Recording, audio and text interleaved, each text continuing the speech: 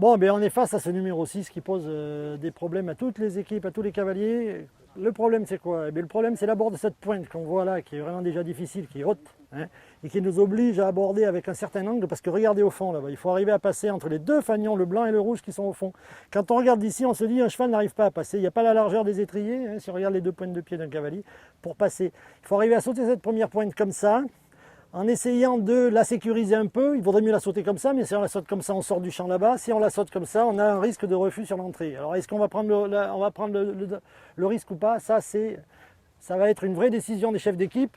On a une réception, au mieux elle est là, au pire elle est là. Si elle est là, la voie pour aller à la deuxième pointe, elle est fermée. Il faut qu'elle soit là. Pour qu'elle soit là, il faut les conduire en plein saut. Et là, il va falloir essayer de faire une petite courbe pour aller se présenter dans un angle favorable pour la deuxième pointe.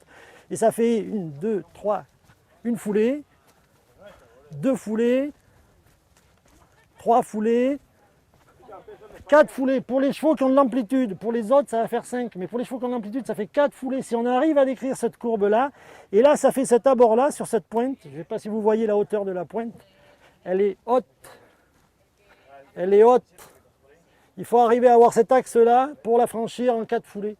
Alors toute la problématique est là-dedans, ça veut dire... Est-ce que je prends du biais sur la première pointe suffisamment pour pouvoir sécuriser mon abord de seconde pointe?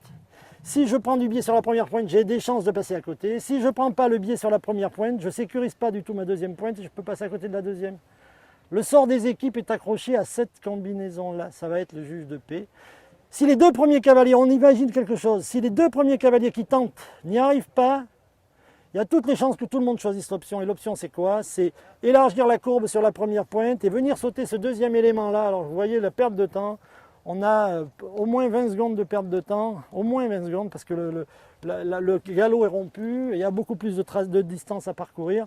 Donc, bon, c'est un choix. 20 secondes, c'est énorme dans un résultat individuel. Donc, voilà. Là, ceux qui passent tout droit, ils ont gagné 20 secondes et peut-être une véritable opportunité.